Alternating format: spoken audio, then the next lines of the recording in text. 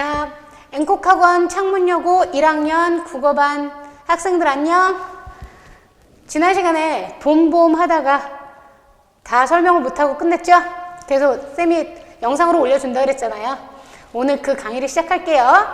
자, 지난 시간에 하다가 뭘 다 못했냐면은 바로 봄봄이라는 소설에서 해학적인 요소 있죠?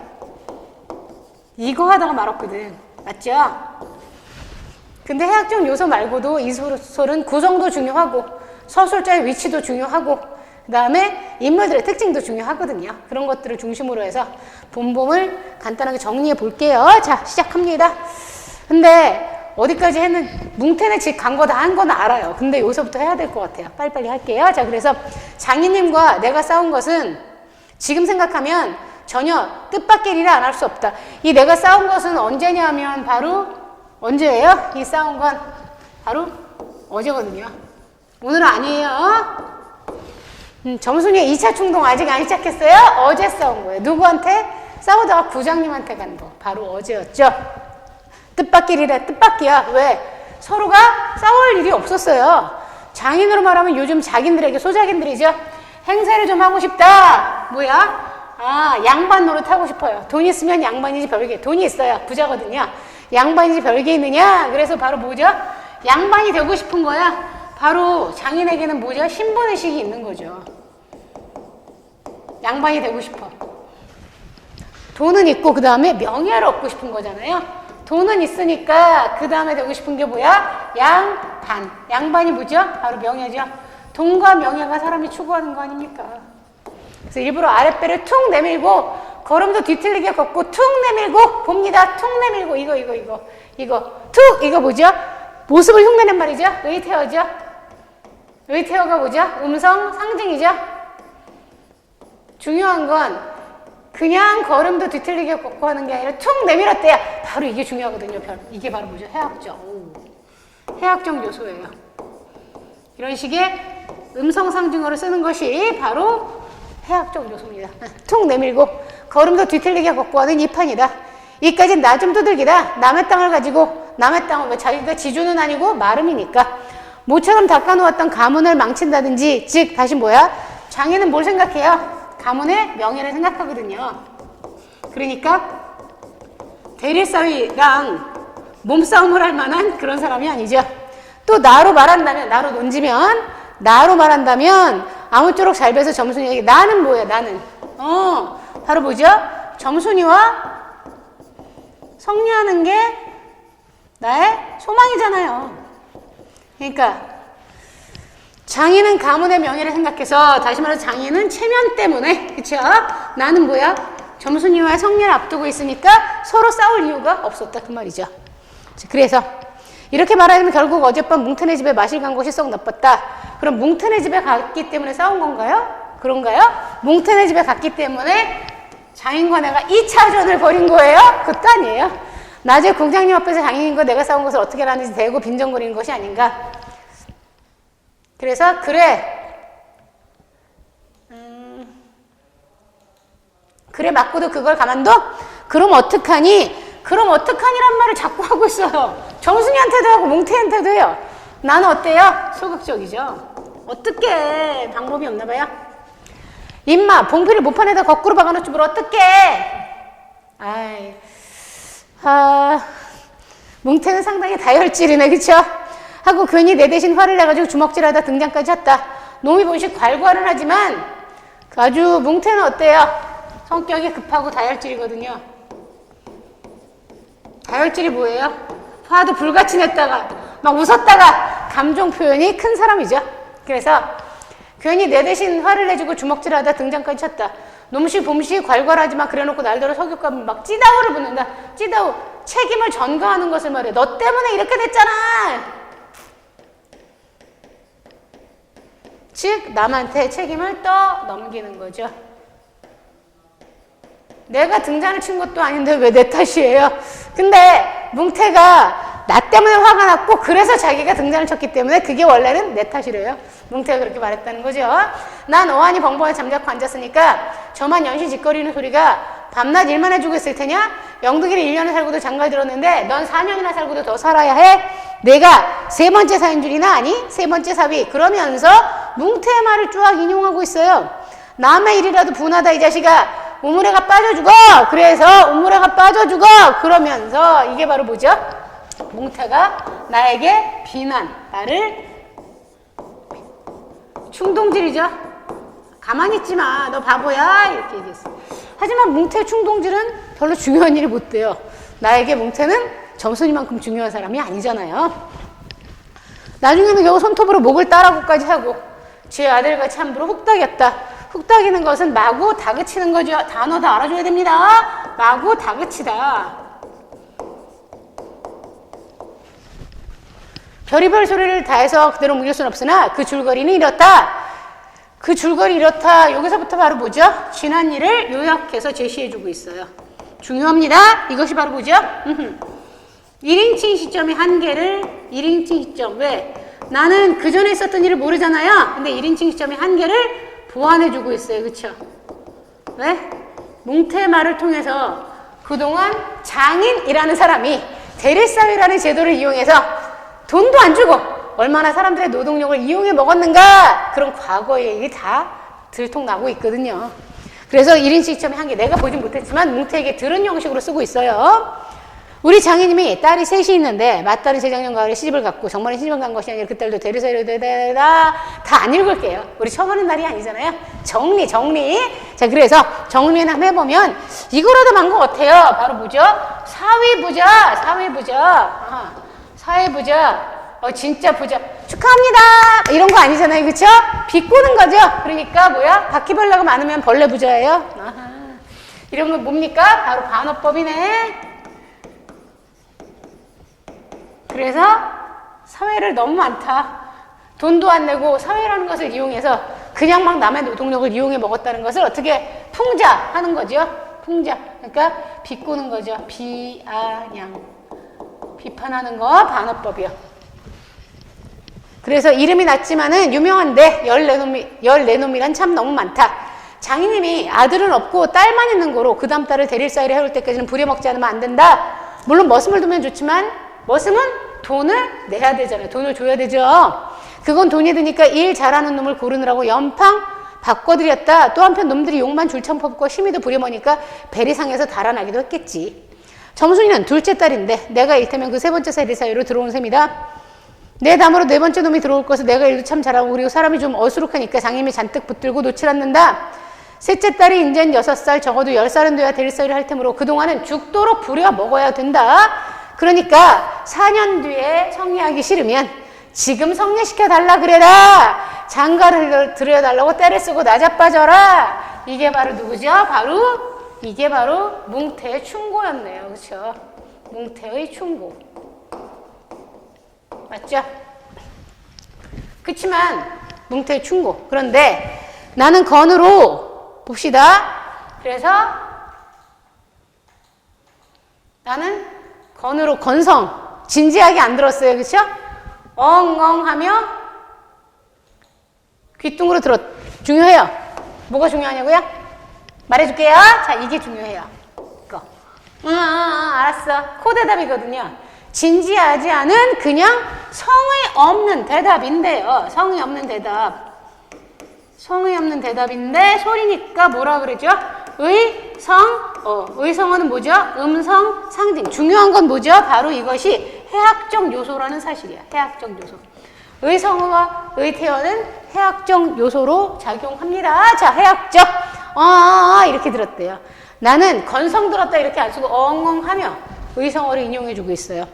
뭉태는 땅을 얻어붙이다가 떨어진 뒤로는 뭐죠? 소작.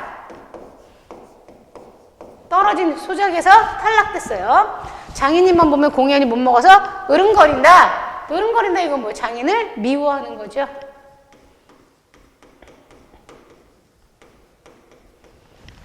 그것도 장인에게 불만을 가진 이유는 뭉태가 소작하던 땅을 빼앗겼기 때문이에요.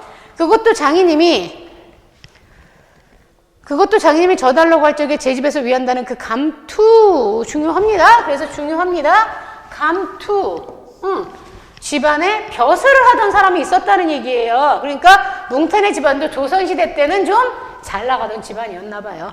그걸 받고 싶은 거죠. 그걸 달라 그랬어요, 장인님이. 그랬더니 뭉태가 우리 집 가본데 안 돼요! 거부했다는 얘기잖아요. 그렇죠? 그러니까 이 말에 따르면 장인은 양반이 되고 싶어요. 명예를 갖고 싶어요. 뭐죠? 허세가 쩔어, 허세. 그쵸?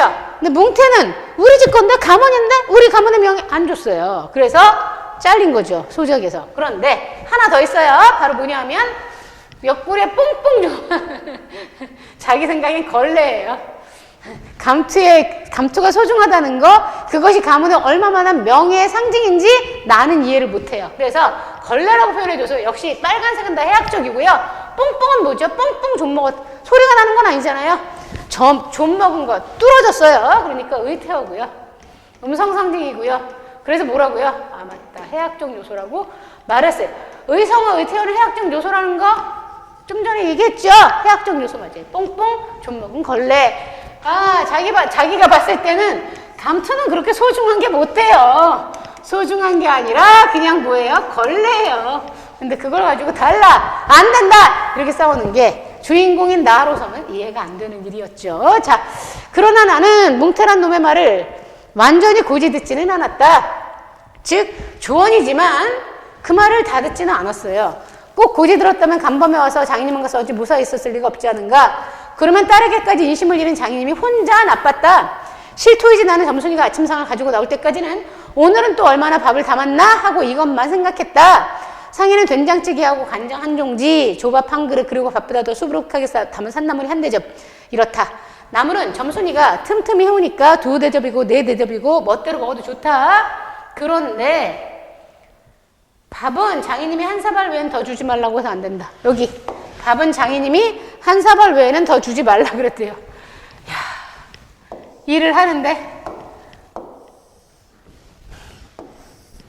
지금 성례도 안 시켜주는데 그렇다고 월급을 줘요? 안 주잖아요. 그렇죠? 공짜로 일해주는데 밥도 많이 먹지만 아유, 장인이란 사람 되게 뭐야? 인색하네요. 그런데 점순이가 그 상을 내 앞에 내려오며 제 말로 짓거리는 소리가, 자, 여기서부터 진짜 중요해요. 그쵸? 구장님한테 갔다? 그냥 온담 그래? 그래서 뭐야? 아하, 이것이 바로 뭐죠? 구장님한테 갔다? 그냥 온담 그래? 왜 그렇게 바보 같아? 왜 그렇게 소극적이야? 그래서 어떻게 했어? 이거 바로 뭐죠? 점순이가 나에 대한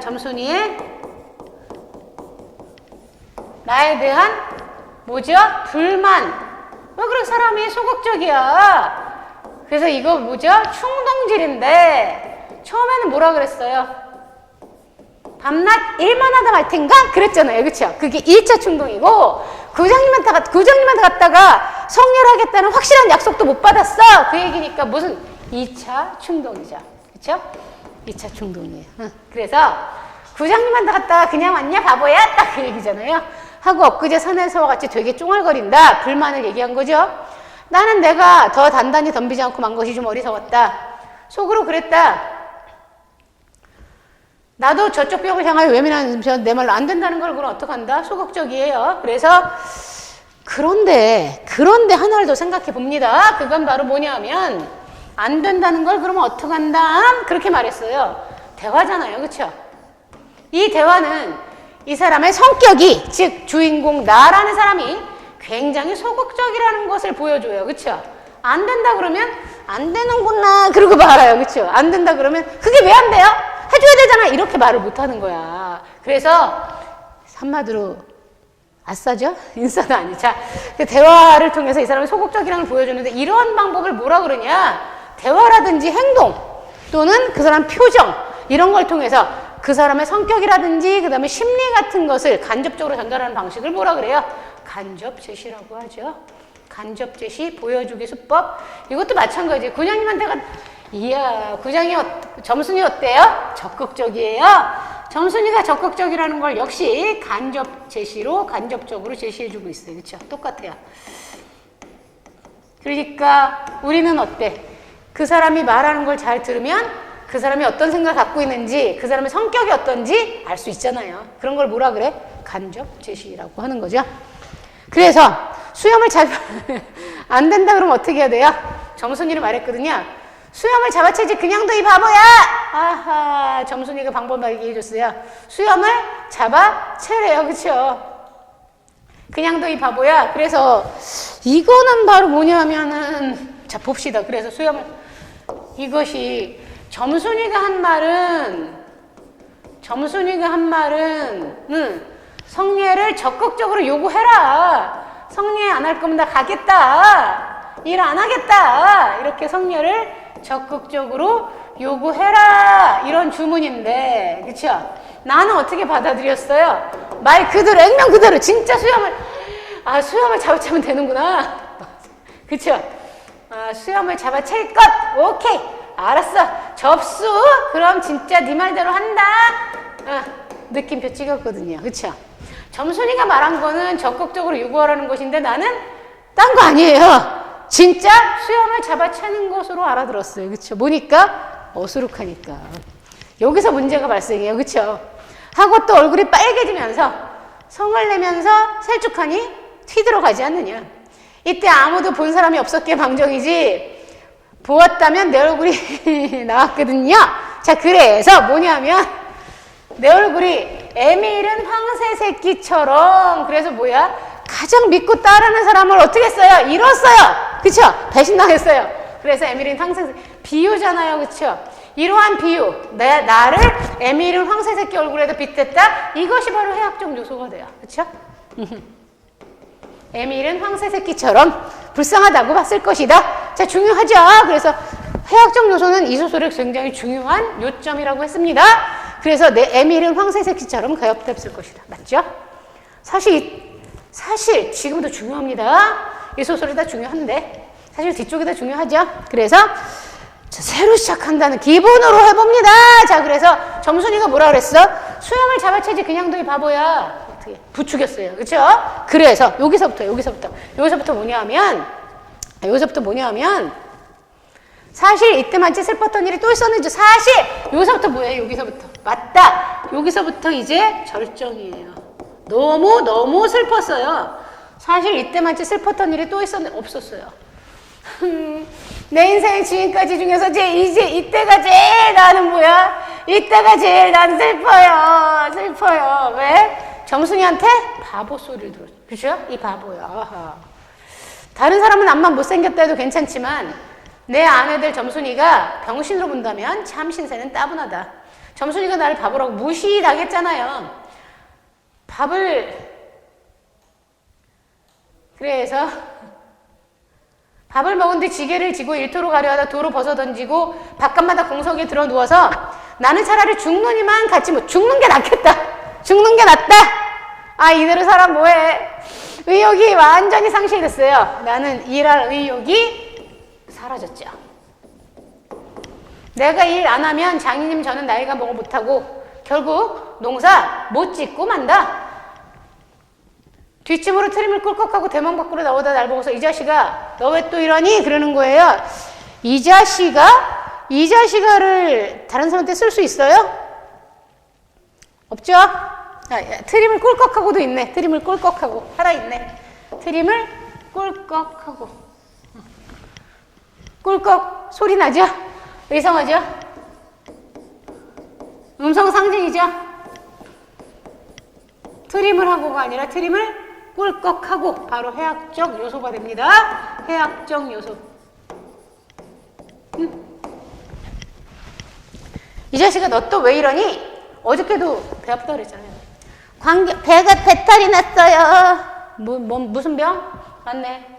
전문가의 말에 따르면 꾀병이죠. 그래서 기껏 밥 처먹고 나서 무슨 간격이야. 남의 농사 버려주면 이 자식아 징역 간다 봐라.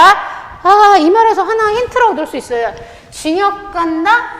이 말은 누구 말에서 맞다. 이게 구장이 나에게 그렇게 말했거든요. 지금 농사 짓지 않으면 징역 간다고. 근데 지금 이거를 장인도 똑같은 말을 하네요. 그러니까 구장이 나에게 징역 간다 이렇게 말했던 것은 구장 머리에서 나온 게 아니에요. 장인이 징역 간다고 말해라. 이걸 시키는 거. 이걸 사주라 그러죠. 사주. 바로 장인이 사주해서 구장이 나에게 말했다는 사실을 이 말을 통해서 알 수 있어요. 그렇죠? 징역 간다? 가도 좋아요. 아이고 배야. 참말 난 일 안 해서 징역 가도 좋다 생각. 징역 가도 좋아. 괜찮아. 중요한 게 그게 아니야. 점순이한테 바보로 보이지 않는 일이 더 중요한 거죠. 아주 그냥 뭐 하늘에 두 쪽 나도 오늘은 일을 해결하고 말겠다라는 강력한 무엇을 볼 수 있어요? 의지를, 주인공의 의지를 볼 수 있네요. 이 다음에 아들을 낳아도 그 앞에서 바보 이렇게 별명을 들을 테니까 오늘은 10쪽이 난데도 결정을 내고 싶었다. 점순이의 질책에 대해서 슬펐어요.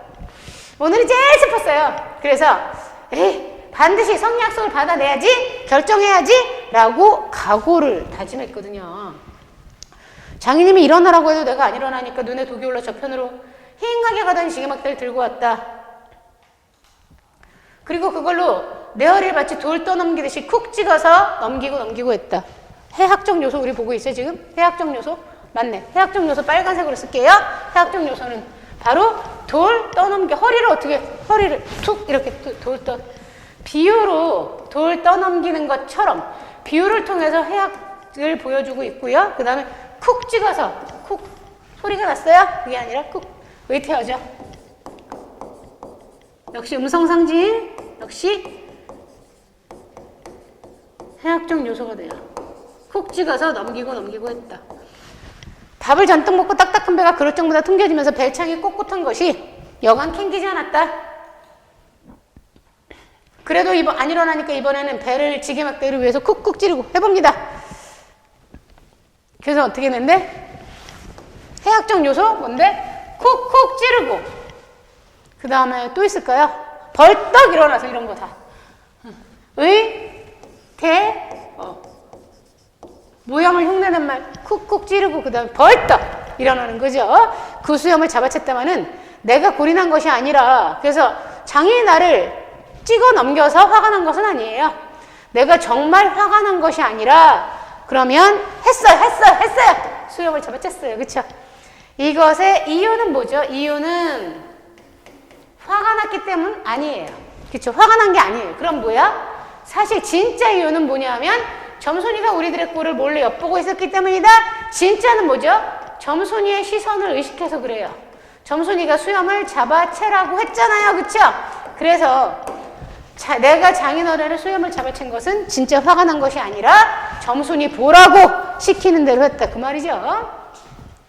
가뜩이나 말 한마디 톡톡히 못한다고 바보라는데 몇 가지 잠자코 맞는 걸 보면 짜장, 단어 나옵니다. 자, 짜장, 바보로 할게. 단어 봅시다. 단어를 보니까 짜장 나왔어. 이거. 짜장. 짜장은 짜증, 또 짜장 이렇게 돼 있죠. 짜장면, 그거 아닙니다. 정말, 과연 그런 뜻이에요. 진짜 바보로 할 게 아닌가 그런 뜻이죠. 정말, 과연 정말 바보로 할 게 아니야. 또 점순이도 미워하는 이까진 놈의 장인님 그랬어요. 이까진 놈의 장인님. 역시 해학적이죠? 그래서 이까진 놈의 장인님 보니까 어떻게 되고 있어요? 빨간색. 장인은 높임말인데 근데 이까진 놈 이거는 뭐니까? 비어니까 낮춤말이죠. 우리가 다른 사람한테 야 이놈아 그렇게 말할 수 없잖아요. 욕이잖아요. 그렇죠? 그래서 욕인데 근데 높임말과 한꺼번에 쓰니까 이렇게 어울리지 않은 표현이 뭐야? 역시 해학적 요소가 돼요. 그래서 존경하는 놈아 이렇게 말할 수 없잖아요. 그렇죠? 내가 정말 존경하는 놈이 있습니다. 말이 안 되잖아요. 그랑 똑같아요. 그래서 이까진 놈의 장인님, 높은 사람인데 놈이라고 얘기해 줬어요. 해학적. 아무것도 안 되니까 막 때려도 좋지만 사정 봐서 수염만 채고 제 원대로 했으니까 점순이는 퍽 기뻤겠지. 저기까지 잘 들리도록 이걸 까셀라보다 그래서 바로 뭐냐 하면 그래서 뭐냐면 빨간색이거든요. 그슬리다예요. 그슬리다. 수염을 불을 붙이는 거. 그슬리다. 그을리다. 잠깐. 그을리다. 그래서 수염을 불에 태워요. 수염이 이렇게 있는데 턱이 있으면 여기다 불을 붙여요. 말이 안 되잖아요. 그래서 이거 바로 뭐죠? 사랑하는 여자가 듣고 있으니까 어떻게 하고 있어요? 조금 더 행동이 커지네요. 과장이 되네요. 그래서 이걸 까셀라보다 이렇게나 힘센 사람이야 보여주니까 바로 이런 걸 뭐라 그래요? 허세라 그러잖아요. 사랑하는 여자 앞이라고 입으로 허세를 보여주는 그 모습이 바로 뭐죠? 역시 해학적 요소가 돼요. 웃기는 거죠. 이걸 까살라보다 큰 소리 팡팡 쳤어요. 장인님은 더 약이 바짝을 왜? 수염은 저번에도 얘기했는데 수염은 다른 데랑 달라요. 옷을 잡거나 팔을 잡거나 이런 거랑 다르거든요. 수염이나 머리 같은 모발 이런 걸 잡으면 기분이 어때요? 굉장히 불쾌하거든요. 그렇죠? 그래서 머리 잡히는 거 그렇죠? 그래서 기분이 되게 나빴어요. 더 약이 빡쳤어요. 그치? 그래서 지게막대기로 내 어깨를 그냥 내려갈겼다.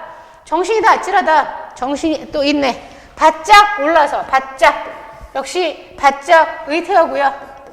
역시 뭐가 돼? 해학적 요소가 돼요. 약이 올라서 약이 바짝 올라서 뭐 이런 거. 내 어깨를 그냥 내려갈겼다. 정신이 다 아찔. 다시 고개를 들었을 땐 그때는 나도 온몸에 약이 올랐다. 화가 났죠. 이 녀석의 장님 역시 뭐죠? 존칭과 그 다음에 비어로 어울리지 않는 표현 그쵸? 앞뒤가 안 맞아. 그래서 역시 해학적 요소. 이 녀석의 장님을 하고 눈에서 불이 펑 나서 그 아래 발 있는 넝알로 그대로 그러니까 이게 바로 뭐죠? 모순된 호칭이죠. 앞에는 낮추고 뒤에는 높이니까 아까 이놈의 장인님 이 녀석의 장인님 다 마찬가지예요. 해학적. 눈에 불이 펑 나서 그 아래 발 있는 쪽으로 때밀어 굴려버렸어요. 기어르면 굴리고 이러기를 한 8배 그럴 때마다 불효만 먹고 왜 성령 안 해줘요? 자 중요합니다. 이게 바로 뭐죠? 불효만 먹고 성령을 안 했다. 이것이 바로 갈등의 근본 원인이잖아요. 그치? 일을 시켰으면 어떻게 해줘야 돼요? 성령을 시켜줘야 되는데 불효만 먹고 성령을 안 하는 거예요. 그쵸? 바로 이것이 갈등의 근본 원인이잖아요. 나는 이렇게 호령했다. 하지만 장님이 선뜻 오냐 내리라도 성례식을 주마했으면 나도 성가신 걸 그만두었을지 모른다. 나야 이러면 때린 건 아니니까 장인 쳤다는 누명도 안 들을 터이고 얼마든지 해도 그래도 머리 썼어요. 그쵸? 때리면은 폭력이 되잖아요. 근데 밀었다 이거야. 아야. 그래서 한 번은 장인님이 헐떡헐떡 근데 한 번은 그런데 그 다음에 그래서 한 번은이 무슨 뜻이냐 하면 한 번은 이거 그랬더니 이런 뜻이에요. 여기서는 그랬더니 어떻게 했어? 장인을 넝 아래로 굴러 떨어뜨렸더니 떠밀었더니 그런 뜻이죠. 아래쪽으로 이렇게 둔덕이 있는데 떠밀었더니 장인이 올라오면서 그렇죠. 떠밀었더니 한 번은 장인을 아래로 떠밀었더니 장인님이 헐떡헐떡 나왔어요. 헐떡헐떡이 뭐야? 빨간색 소리가 나는 건 아니지. 막 쫓아 의태어예요. 해학적이죠. 내 남자의 급소 알죠? 내 바지가랑이를 이렇게 노리고서 단박 움켜잡고 매달렸다. 악소리 치고 나는 그만 세상에다 팽그러 도는 것이 빙장님 이 자식 잡아먹어라.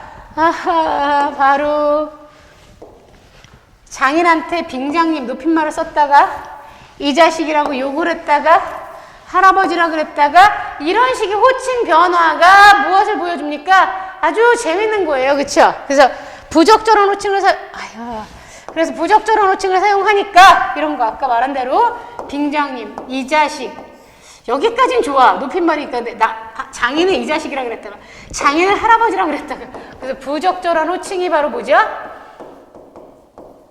해악성을 유발해 주죠. 해악성.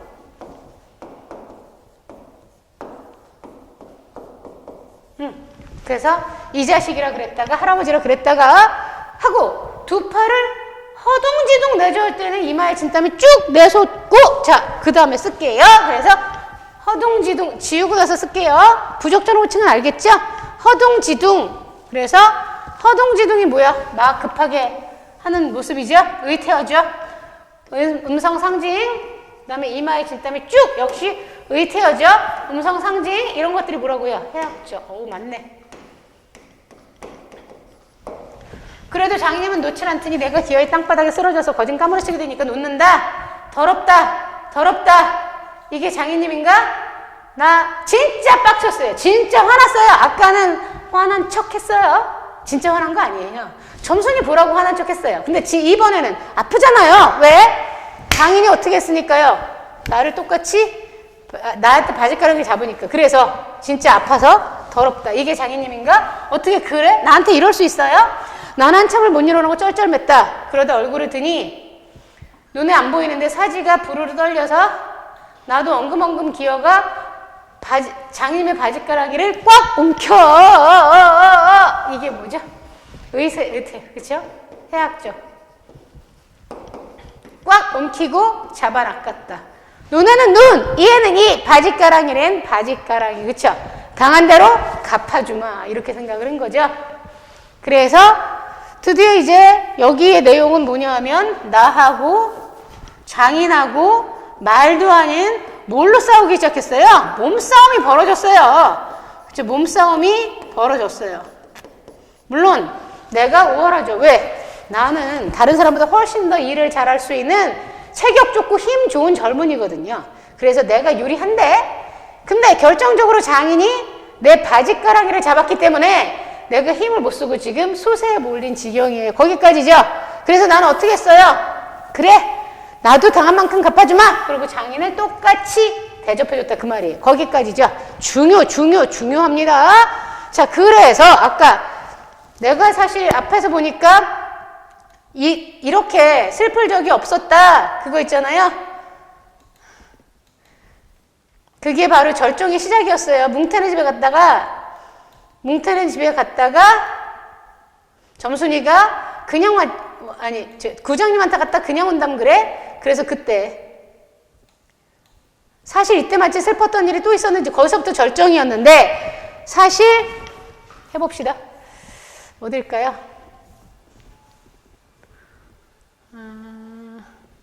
그쵸. 사실 이때만치 슬펐던 일이, 또 이때만치 슬펐던 일은 뭔데? 점순이한테 무시당했던 거예요. 그쵸? 이 바보야! 수영을 잡았지 그냥도 이 바보야! 이렇게 해서 어떻게 했어? 내가 바보 취급을 당한 일. 여기서부터 절정이라고 그랬어요. 그쵸? 절정. 어디까지가 절정인지 얘기해 줄게, 이제. 자, 거기서부터 시작해가지고, 어디까지 절정이에요? 그래서 장인의 바지가랑이를 낚아챈 거. 장인이 내 바지가랑이를 먼저 낚아채니까 나도 똑같이 해줬어요. 그래서 엉금엉금 기어가 장인님의 바지가랑이를 꽉 움켜잡. 그래서 엉금엉금 기어가서 장인님의 바지가랑이를 어떻게 했죠? 잠깐. 조금만 줄여서.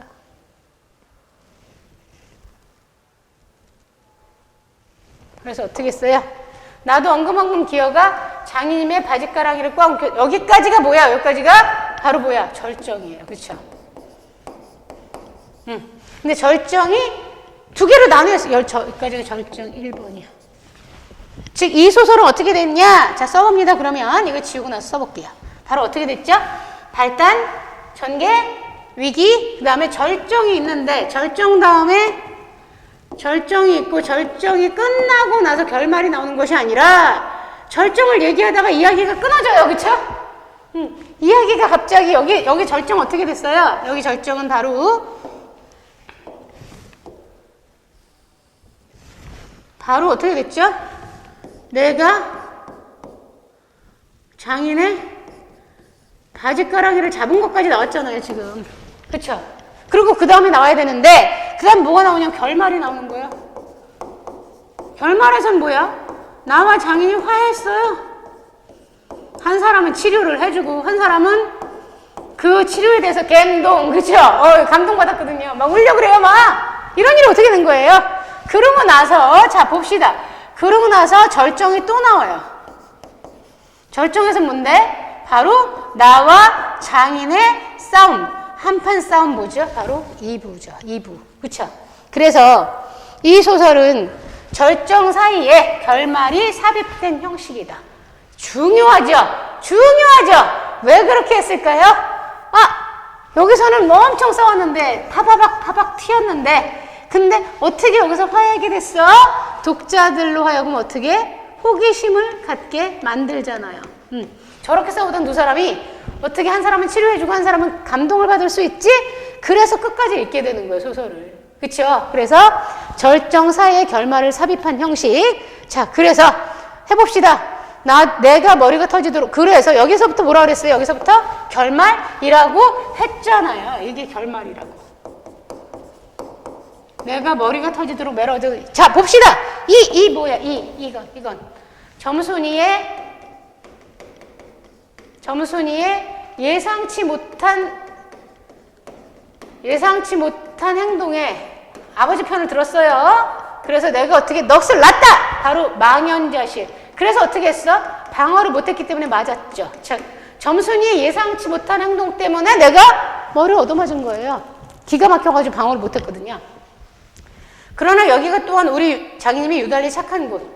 이 착하다라는 말에서 뭐 해학적이라기보다는 이 착한 곳이다 이런 말을 통해서 나라는 사람, 주인공이 다른 사람에게 잘 속아 넘어가는 사람이라는 것을 확인해 줄 수가 있어요. 그렇죠? 그래서 착한 곳이다. 이 말은 바로 내가 순박하고 그 다음에 좀 모자라 어수룩한 성격이라는 것을 보여주죠. 사실 피해자예요. 얻어맞았잖아요. 일해주고 돈도 못 받고 성례도 못하고 거기다가 피가 나도록 얻어맞았어요. 머리에서 피가 났다니까. 근데 어떻게 그걸 착하다라고 불러요. 그쵸? 그러니까 되게 어수룩해요. 여느 사람이라면 사경을 주어서라도 당장 내쫓았지. 터진 머리를 불솜으로 손수 지져주고 호주머니에 희연 한 봉을 넣어주고 나올 수 있어요. 희연은 일제강점기 때 담배 이름이에요. 시대상을 알 수 있죠. 희연 한 봉을 넣어주고 그리고 올가름 꼭 성리를 시켜주면 앞말 말고 가서 뒷골에 콩밭이나 얼른 가라라. 이것은 뭐 그냥 하는 얘기잖아요. 일을 시켜 먹으려고 하는 얘기죠. 그래서 때리고 나서 손수 지져주고 치료까지 해줬어요. 때린 사람이 치료, 뭐라 그러죠? 병 주고 약 준다. 그쵸? 병 주고 약 주고. 이 말은 사실 다른 사람이 나를 때리고 나서 위해주는 척할 때 하는 얘기예요. 그래서 너 병 주고 약 주냐? 지금 나 놀리냐? 지금 장난쳐? 이게 병 주고 약 준다예요. 근데 진짜 병을 줬어요. 진짜 때리고 진짜 치료를 해줬잖아요. 그쵸? 그러니까 병 주고 약 주고라는 속담이 들어가기는 하는데 이것은 그러니까 장인의 교활함을 보여주죠. 그래서 겉으로만 그냥 위로를 하는 거죠. 근데도 나는 몰라. 착하다고 생각하고 있어요. 올가름 꼭 성례를 시켜주면 앞말 말고 가서 뒷골에 콩밭이나 얼른 가라라 하고 등을 두드겨 줄 사람이 누구냐? 나는 장인님이 너무나 나왔어요. 나는 장인님이 어떻게 됐어요? 너무나 고마워서 여기. 그러니까 뭐야? 눈물까지 감동받아가지고 너무 어리숙해요. 점순이를 남기고 이제 내쫓기려니 하다 뜻밖의 말을 듣고 빙장님 이제 다시는 안 그러겠어요. 이렇게 맹세하며 불야사랴. 그래서 불야사랴가 뭔데? 막 허둥지 팍 뛰어가는 거죠. 그쵸? 왜? 잘 보여야 되니까. 그래서 천천히 간 게 아니라 재빨리 막 서두르면서 지게를 지고 일터로 갔어요. 그러니까 바로 이건 뭐, 빨간색. 이게 뭐, 바로 이게 의태어죠. 서두르면서 일터로 갔어요. 해학적이죠. 지금 맞았거든요. 환자거든요. 피났거든요. 근데 치료해준다고 뭘 그렇게 허둥지둥 일터로 가요. 오늘은 좀 쉬어도 되지 않을까요? 어쨌든 그래서 장인이 너무 고마워가지고 아까는 뭐라 그러지? 여기까지는 이제 굉장히 바뀌었어요. 자, 그래서 그 다음으로 갑니다. 자, 그래서 여기까지가 일터로 갔다. 여기 바로 뭐죠? 일터로 갔다가 바로 이것이 바로 결말이에요. 그쵸? 이 소설은 이걸로 끝나요. 근데 이것이 갈등의 완전한 해소는 아니고 갈등의 일시적 해소지? 그래서 결국 장인의 약속을 받고 나는 일하러 가는 걸로 끝나요. 하지만 진짜는 아니죠. 일시적 해소가 됐죠. 자, 그럼 여기는 뭘까? 그러나 이때는 그걸 모르고 요거는 절정 뭐야? 절정이네. 그러면 이때는 그걸 모르고 이 그걸은 뭘까? 이 그걸 뭘까? 장인이 얼마나 고마운 사람인지, 그쵸? 장인님에 대한 뭘 봤어요? 장인님이 착한 사람이라는 거, 장인님에 대한 고마움을 몰랐어요, 그때는. 그쵸? 그래서, 그러나 이때는 그걸 모르고 장인님에 대한 고마움을 그때는 모르고요. 장인님을 원수로만 여겨서 잔뜩 잡아당겼다. 아, 이놈아, 놔! 바로 뭐야? 장인이 나한테 바짓가랑이를 잡힌 상황이 되는 거죠. 장인님은 헛손질하며 솔개미의 찬 달개 소리를 연에 질렀다. 그러니까 막 죽으려고 그래요. 그래서 어떻게 됐냐면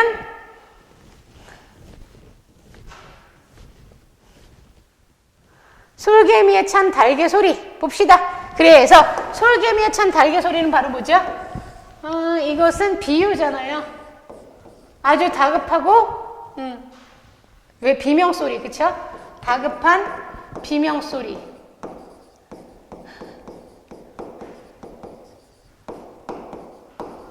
그러네요. 해학적이네요. 헛손질하면서 어떻게 했을까? 막 이러면서 막 이러면서, 그쵸? 그래서 놓긴 왜 이왕이 호되게 혼을 내주리라 생각하고 짓궂이 더 당겼다마는 장인님이 땅에 떨어져 쓰러져서 눈에 눈물이 핑 도는 것을 알고 전부 다 겁돌았대. 핑 돈대요. 핑 도는 것은 그럼 뭘까요? 이건 눈물이 도는 소리는 안 들리죠? 의태어예요. 역시 음성상중으로서 해학적이죠. 좀 겁도 났다. 할아버지, 누가 누구한테 지금 할아버지라 그랬어요? 할아버지 놔라. 그래서 누가 누구한테? 장인이 나에게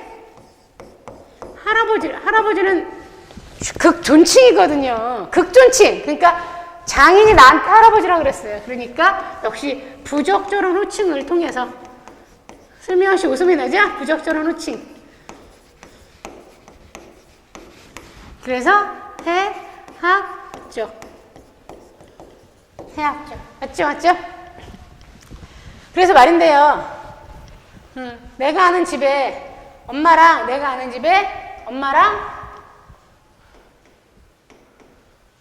딸이랑 싸웠대요. 그래가지고 엄마가 딸한테 야, 이제부터 내 딸 그만해라. 너 내 딸 아니다. 이런 식으로 말씀하셨대요. 화가 나가지고 그랬더니 딸이 이 사람한테 엄마한테 뭐라 그랬을까요? 아줌마, 근데 저녁 언제 먹어요? 그랬대. 아줌마, 그쵸? 이제 엄마 아니니까, 그쵸? 이런 게 해학적이잖아요. 그쵸? 이런 게 웃기잖아요. 그래서 호칭이 부적절하면 어떻게 돼요? 당연히 웃음을 유발하게 되는 거죠. 그래서 장인이 나에게 뭐라 그랬어? 할아버지, 제발 살려주세요. 할아버지. 그랬어요. 자, 그래도 안 되니까 얘 점순아. 이 악을 쓰는 판에 안에 있었던 장모님과 점순이가 헐레벌떡하고 단숨에 뛰어나왔다. 나의 생각에 장모님은 제 남편이니까 역성을 하려니도 모른다. 그래서 이게 무슨 뜻이에요? 지금 이건 제 남편이니까 편을 들지도 몰라요. 뭐라 그랬죠? 가재는 개편. 같은 갑각류 맞지? 초록은 동색. 한 편이야? 그러니까 동색. 같은 색깔. 그러니까 한 편이야. 그러니까 장모하고 장인하고는 한 팀이야? 그래서 편을 들겠죠. 하지만 점순이는 아닐 거야. 내 편일 거야? 점순이는 내 편을 들어서 속으로 고소해서 하겠지. 그렇게 생각을 했어요.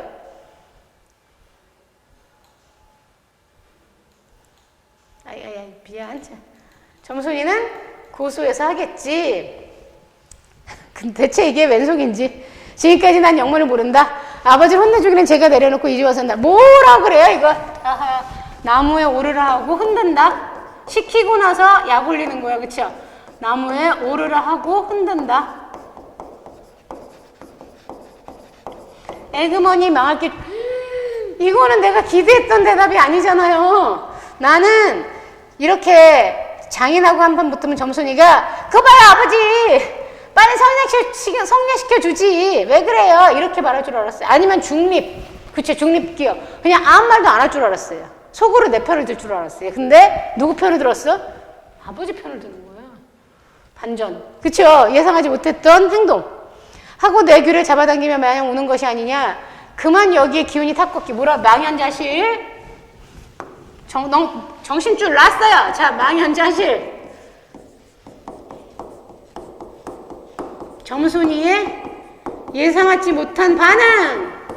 점순이의 반응.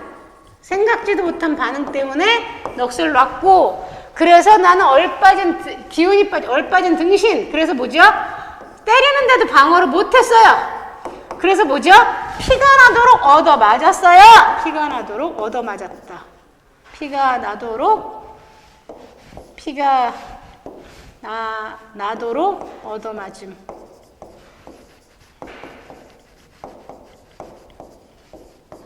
그쵸? 장모님도 덤벼들어. 한쪽 귀마저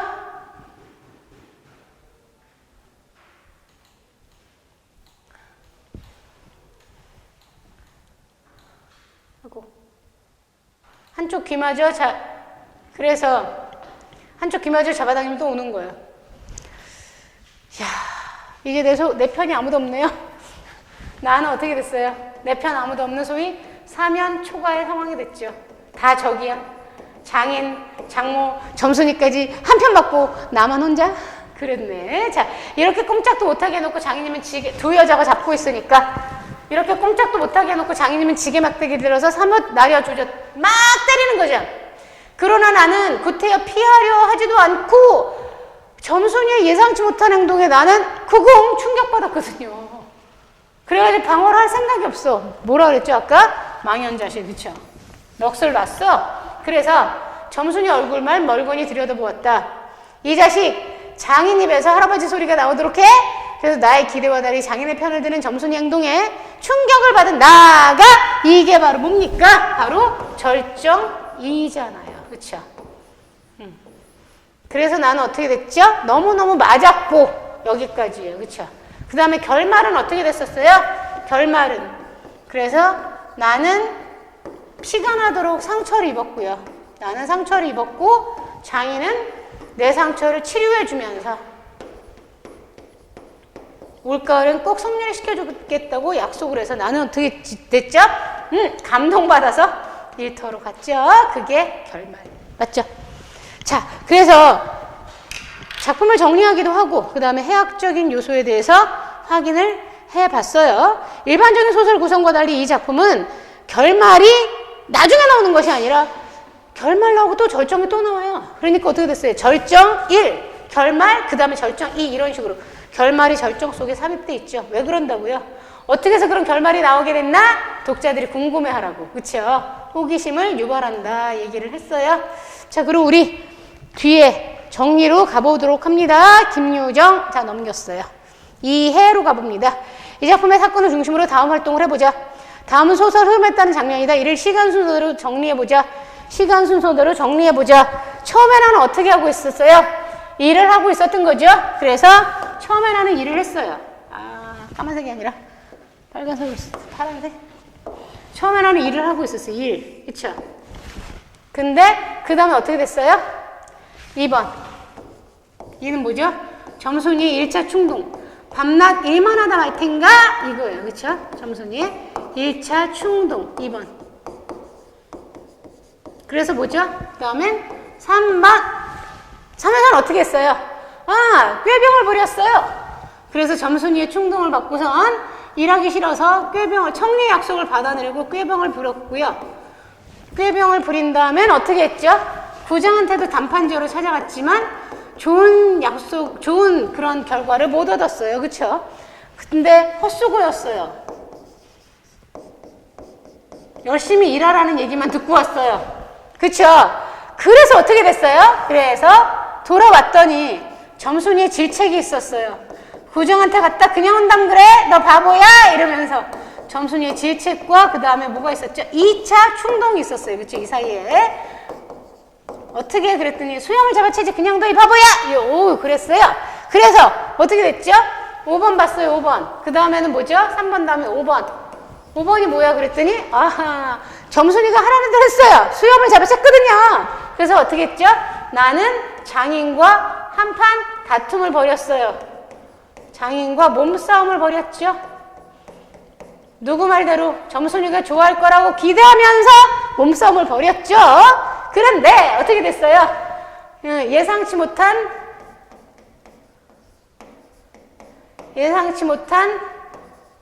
점순이의 반응에 에그이 망할게 아버지 죽이네. 예상치 못한 점순이의 반응에 난 어떻게 했죠? 충격 먹었어요. 충격을 먹고 넋이 나가서 망연자실 넋이 나가서 장인한테 어떻게 했어요? 한참 맞았어요. 장인한테 얻어맞음.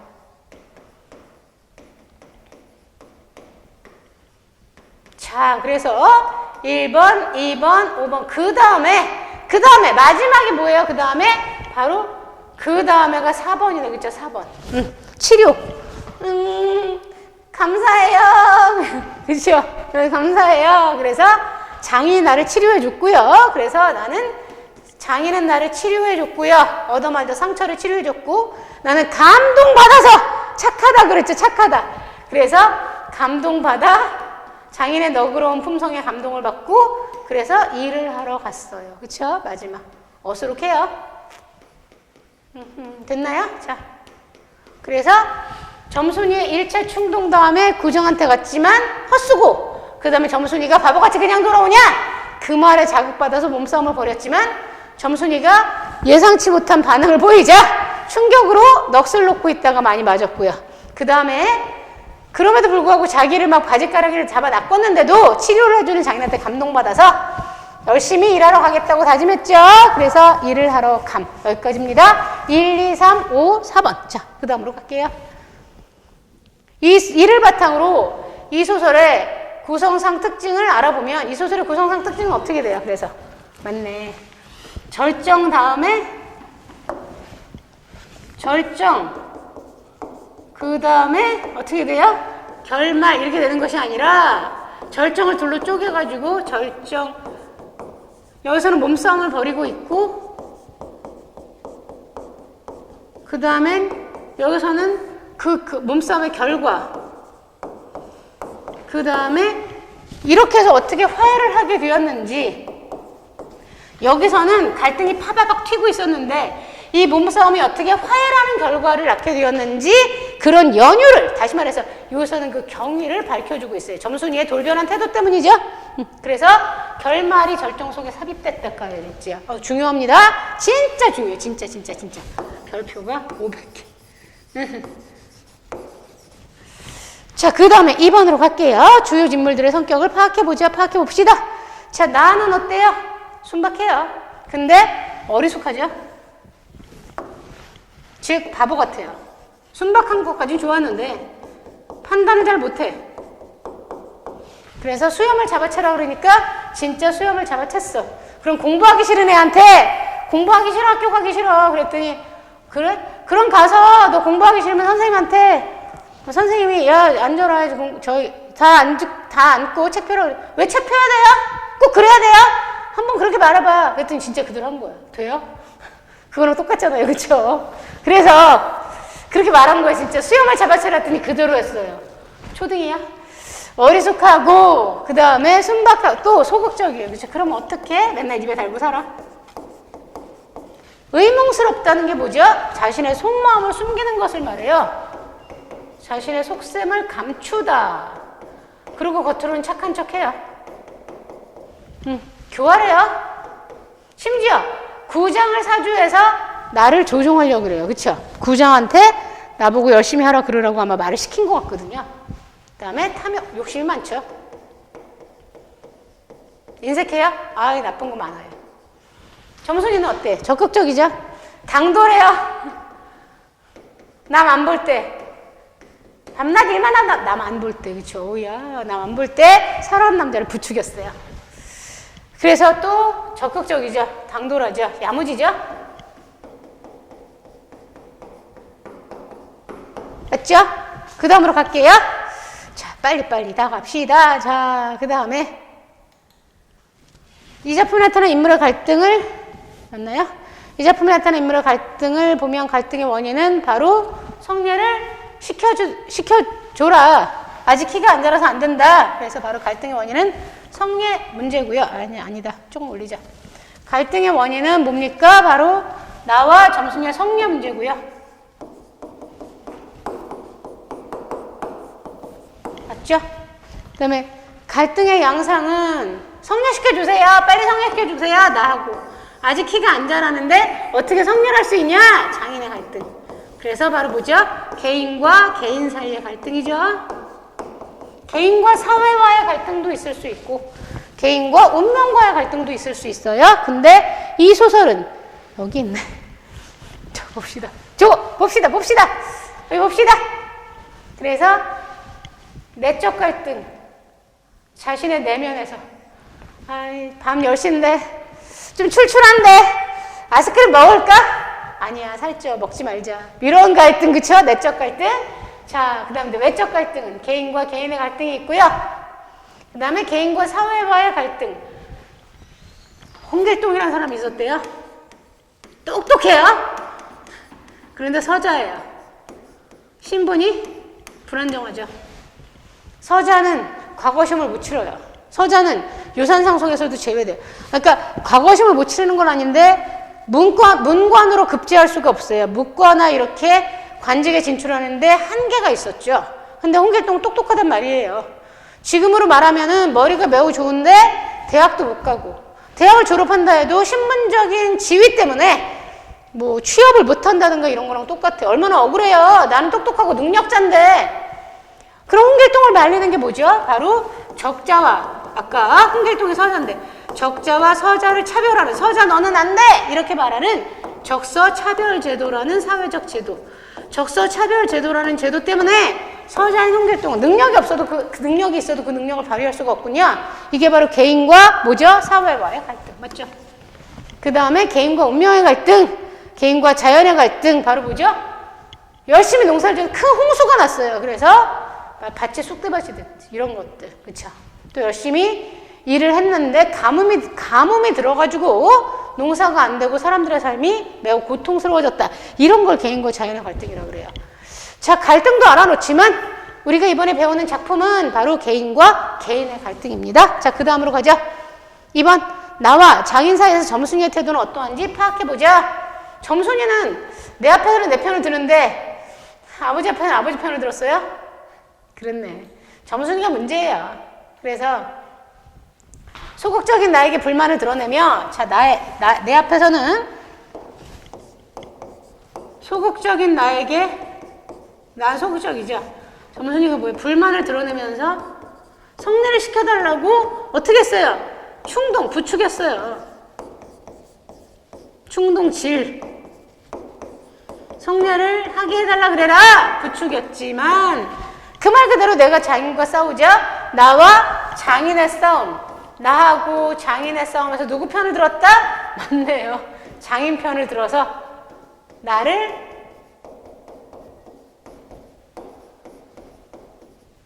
어이가 없게 만들어. 그래서 내가 어떻게 됐어? 어이가 없어서 충격을 먹고 넋을 놨어.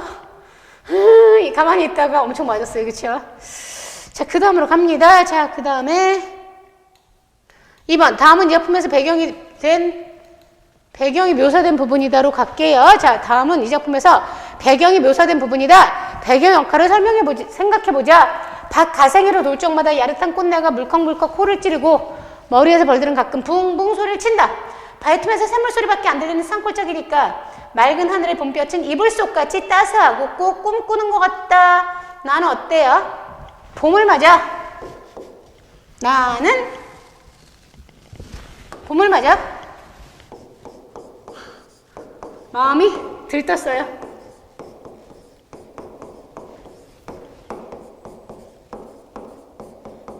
마음이 설렜어요. 왜? 봄이라는 건 어떤 계절이에요? 모든 것이 새로 피어나는, 또 새로 생겨나는 만물이 생동하는 계절이고, 또 봄은 뭐죠? 맞네. 암컷은 수컷을, 수컷은 암컷을 바로 짝짓기의 계절 맞잖아요. 그래서 봄이 돼서 마음이 들뜨고 설렜어요. 여러분한테는 아니죠? 지금 벚꽃 많이 피었다, 그쵸? 학생들이 그러던데 다른 반 학생한테 들었어요. 벚꽃의 꽃말은 뭐? 쌤, 그러니 벚꽃의 꽃말 뭔지 아세요? 뭔데? 그랬더니 벚꽃의 꽃말은 뭘까요? 어제 오늘 막 난리 났죠, 지금? 여의도 인산이네. 사람으로 미어진대요. 지방에서까지 보러 왔대요, 벚꽃을. 벚꽃의 꽃말은 중간고사입니다. 자, 맞죠? 벚꽃의 꽃말은 중간고사. 생각지도 말아요. 자, 시험, 벚꽃이 져도 또 다른 꽃이 피잖아요. 그쵸? 시험 끝난 다음에 한번 남들 부럽게, 남 부럽게 한번 놀아봅시다. 자, 그래서 벚꽃 생각하지도 마. 지금 벚꽃 볼 정신 없죠? 자, 그래서 배경, 그럼 2번으로 갈게요. 자, 배경이 이 작품에서 어떤 역할을 하는지 말해보자 그랬어요. 봄이라는 배경이 이 작품에서 어떤 역할을 하는데 바로 봄은 짝짓기의 계절이고 또 이성에 대한 그리움이 샘솟게 만들고 그러니까 바로 뭐죠? 이성 간의 그런 설레는 감정. 그래서 이성 간의 설레는 감정 뭐라 그래? 사랑. 다른 말로 이것은 춘정이라 그러는데요. 설레는 감정을 어떻게 했어요? 일으켰죠. 오케이. 자, 그 다음으로 갈게요. 3번. 이 작품의 표현상 특징을 파악해보자. 그랬어요. 이 작품의 표현상 특징을 파악해보자. 서술자를 어리숙한 나로 설정함으로써 얻게 되는 효과를 이야기해보자. 그래서 어떻게 됐는데 서술자를 어리숙한 나로 설정해서 자, 그래서 1번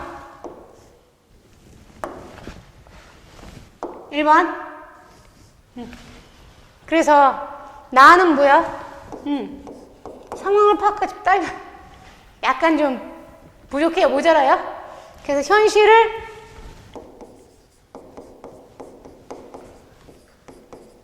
제대로 인식하지 못해. 점순이가 하는 말의 의도를 잘 몰라요. 자, 사랑하는 남녀가 있다 하자. 사랑하는 남자와 여자가 결혼을 앞두고 있는데 남자가 뭐 해줬으면 좋겠냐? 결혼예물은 뭐가 필요하냐? 반지는 어떤 보석이 좋을까요? 결혼식은 어떻게 좋을까요? 그랬더니 여자가 뭐래? 나는 아무것도 필요 없다. 당신의 사랑 후에는 필요가 없다. 사랑만 있으면 된다. 굳이 반지를 해주고 싶으면 나이아 반지 이런 거 필요 없고요. 자기는 그냥 가느다란 실반지 14K 반지 하나면 된다. 그랬더니 어떻게 했어요? 진짜 그대로 했다 그 말이에요. 그쵸? 결혼 반지를, 그쵸? 결혼 반지를. 그랬더니 여자가 표정이 돌씹은 상태. 그랬더니 뭐라 그랬어? 그런 거 해달라며. 말을 그냥 액면 그대로 받았어요. 그쵸? 그러면 안 되잖아요. 그래서 지금 내가 그런 거죠. 그래서 나는 어떻게 했어요? 점순이의 진짜 의도를 파악하지 못했어요. 그래서 현실을 제대로 인식하지 못하니까 그렇게 우스꽝스러운 행동이 돼요. 그래서 어떻게 되냐면 우스꽝스럽게 사건을 전달했어요.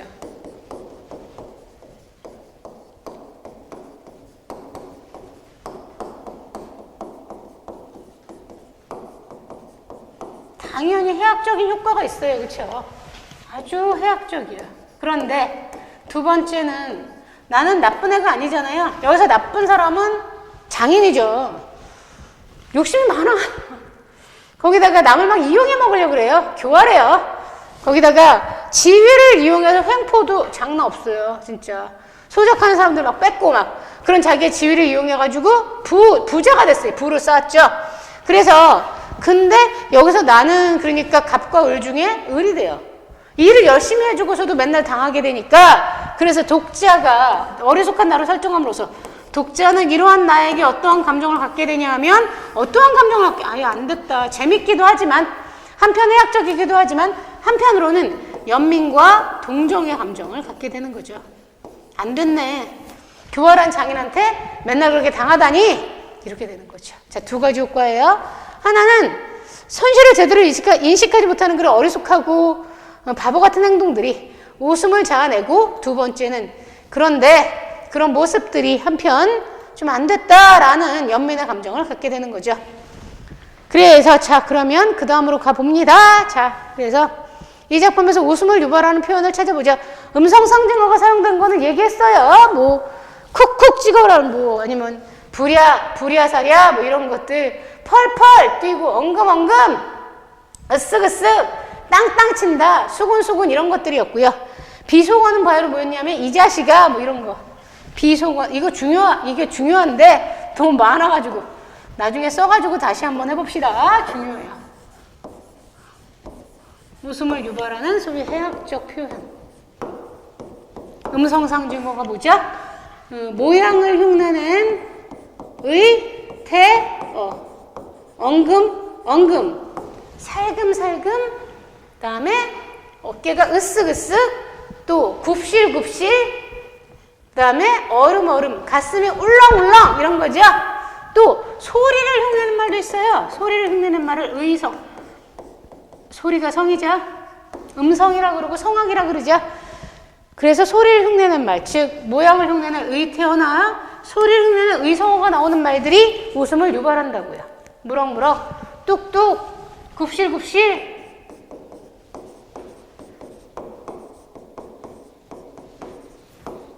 또 어떻게 썼어? 코딱지를 손가락으로 탁 튀기며 뭐 이런 거 으쓱으쓱. 그 다음에 또 으적으적, 돌을 으적으적 씹.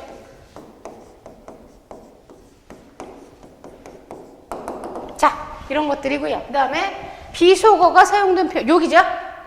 그래서 뭐냐면 뭐 대가리를 평소 쌤이 쓰는 말이 아니라서 익숙하지가 않네요. 자, 대가리를 까놓을 자식, 이 자식아 저걸 컸다고 그러니 뭐 이런 거 욕하는 거 있었어요. 또 이 녀석의 장인님을 매다 꼰자야. 이 녀석의 장인님, 이놈의 장인님, 이 녀석의 장인님 또는 이놈의 장인님.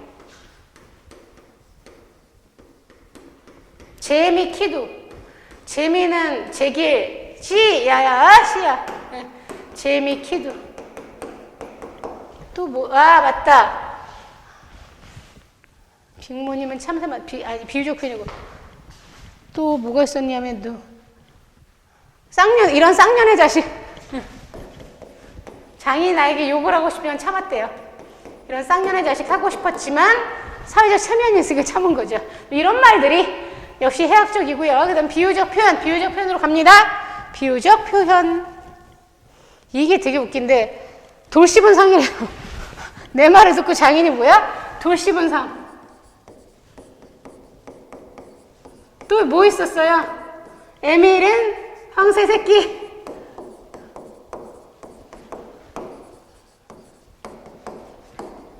뭐 이런 거. 그쵸? 그 다음에, 아까 말한 대로 왜 프링글스처럼 수염이 제비꼬리처럼 나왔다 그랬죠? 지붕 위에 앉은 제비꼬랑지. 이 얼굴이 있으면, 그래서 입이 있으면 어떻게 됐어요? 이렇게 수염이 이런 식으로 나온 거죠. 그래서 이게 제비꼬랑지, 수염이 제비꼬랑지 같다.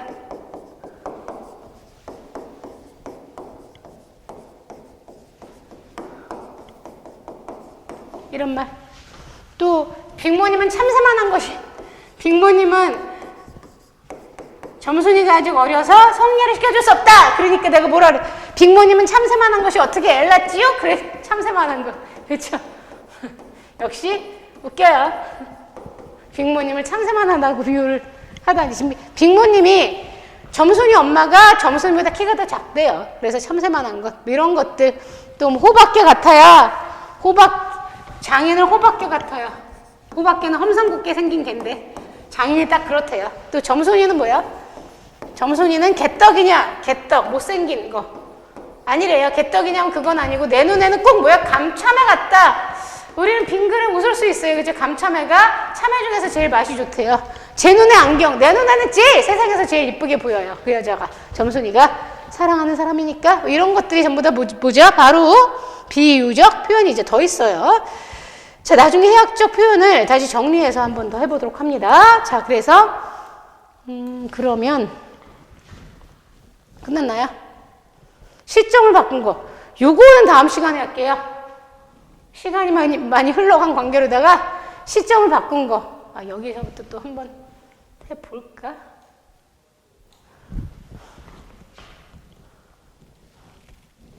해보죠. 그러면 시작한 김에 해봅시다. 자, 그래서 여기 봤더니 뭐가 나왔냐면 1인칭 주인공 시점.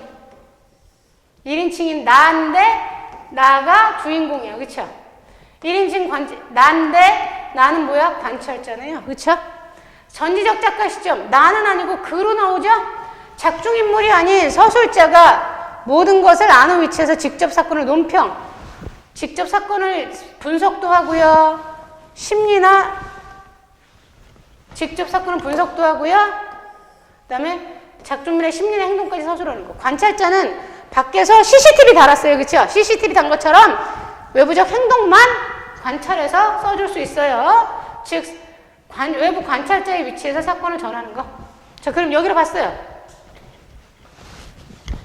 그가 일어나지 않으니까 점순이 아버지는 잔뜩 화난 표정을, 나가 없어요. 3인칭 시점이죠. 그럼 3인칭 시점 중에서 그가 나왔어요. 그쵸? 내가 일어나지 않으니까가 아니거든요. 나가 어떻게 바뀌었어요? 그로 바뀌었어요. 그쵸? 그래서 3인칭 시점이 돼요. 그 다음에 점순이 아버지는 잠깐 화난 표정을 지으며 지게 막대기를 들고 왔다.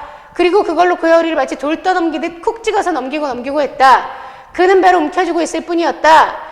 그가 그래도 안 일어나니까 점순이 할아버지는 배를 지게 막대기로 위에서 쿡쿡 찌르고 발길로 옆구리를 차고 했다. 그때 그는 점순이가 부엌 뒤 울타리 구멍에서 이 모습을 엿보고 있는 것을 보았다.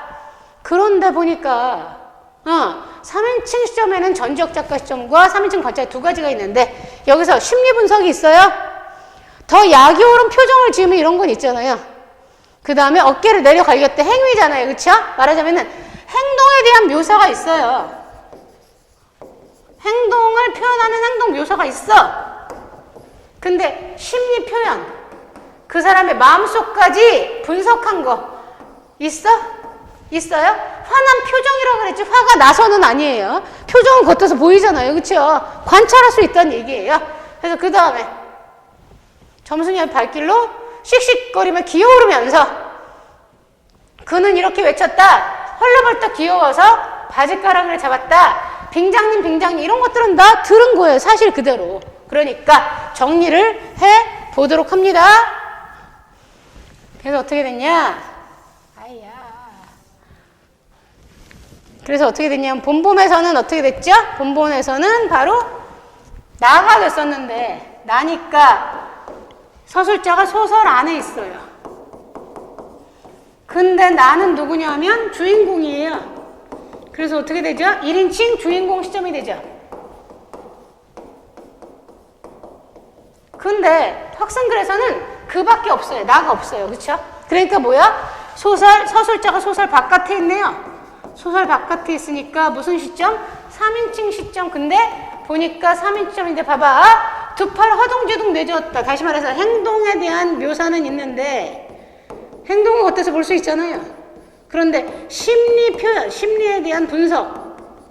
화가 났다, 못마땅했다, 불만스러웠다, 억울했다 이런 표현이 없어요. 그렇죠? 심리 분석이 없다라는 것은 바로 모든 것을 다 보는 등장인물 내면순위까지 모두 다 보는 전지적 작가 시점이 아니고 뭐라는 거예요? 3인칭? 밖에서 바라본 거. 행동만 표현할 수 있는 3인칭 관찰자 시점이라는 것을 보여줘요. 그렇죠? 중요하거든요. 등장인물의 심리를 중심으로 두 글의 서술상 특징. 1인칭 주인공은 자기 얘기이기 때문에 내가 내 얘기를 하면 어떻게 돼? 자세히 얘기할 수 있죠. 그런데 3인칭 관찰자 시점은 소설 안에 없는데 그것도 밖에서 관찰한 것만 얘기해 주니까 굉장히 제한된 시점이 되고 있지 않습니까? 그쵸? 다만 차이점은 1인칭 주인공은 아무리 주인공이라 한다 그렇더라도 내가 안 본 건 얘기할 수가 없어요. 다시 말해서 한 사람이 경험할 수 있는 것은 한계가 있기 때문에 1인칭 주인공 시점은 필연적으로 주인공의 입장으로 이야기의 서술이 제한돼요. 그쵸? 즉 내가 가지 않은 곳을 설명해 줄 수가 없어요. 들은 방식으로 써야죠. 그래서 아까 뭉태한테 전한 말을 요약해서 정리해 준 거예요. 왜? 1인칭 주인공쯤에 한계가 있었기 때문에. 근데 3인칭 관찰자 시점은 어떻게 돼요? 그러면 1인칭이 못 보는 것도 볼 수 있어요. 그렇죠? 왜? 내가 가지 않는 상황에서 벌어진 것도 3인칭은 다 써줄 수가 있거든요. 다만 주인공이 아니기 때문에 역시 심리라든가 생각이라든가 이런 것들은 써주지 못하는 한계가 또 있는 거죠. 무슨 시점이기 때문에? 관찰자 시점이기 때문에. 그렇죠? 밖에서 본 것만, 관찰한 것만 설명해 줄 수 있다. 자, 그러면 여기까지 해서 끝났죠? 성난기계. 자, 여기까지 해서 이제 본범을 다 끝냈습니다. 이 소설에서는 뭐가 중요하다고 그랬어요? 이 소설에서는 그래서 이 소설에서는 뭐가 중요하죠? 아까 쓰다 말았네요. 자, 그래서 이 소설에서는 뭐가 중요하냐면, 그래서 바로 소설의 구성 단계.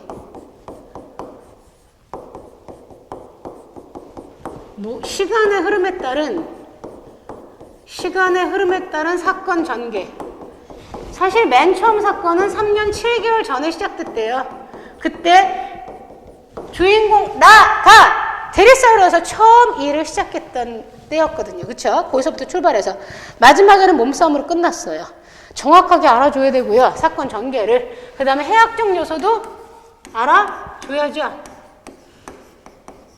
해학적 요소는 의성어나 의태어처럼 음성 상징어를 쓰는 게 있었고요. 두 번째는 비속어를 쓰는 게 있었고요. 세 번째는 비유적 표현도 있어요. 다 알아줘야죠. 해학적 표현도 알아줘야 된다. 세 번째는 또 뭐를 알아줘야 돼? 자, 시점도 알아줘야 돼요. 1인칭 주인공점인데 그것의 특징과 한계를 알아줘야죠. 그 다음에 네 번째는 인물들의 특징도 역시 알아줘야 됩니다. 그래서 이 밖에서도 알아줘야 되겠지만 이 네 가지는 이 소설의 주축, 이 소설의 핵심 요소예요. 정확하게 파악해주고 나머지는 문제로 해서 문제를 풀어서 정리해 보도록 합니다. 자, 그럼 본범 다 정리됐나요? 여러분이 쌤 여기 와가지고 열심히 했어요? 생색? 맞아요, 생색. 인정. 여러분이 집에서 그냥 쌤 강의 안 보고 그냥 혼자 공부하는 것이 아니라 강의를 들어서 정리해 보는 게 좋겠어요. 본범은 여러분이 다 집에서 정리했다 생각하고 다음 시간엔 문제로 만나요. 자, 그럼 오늘 본범 다 끝냈네요. 그럼 이만 끝낼게요. 자, 안녕.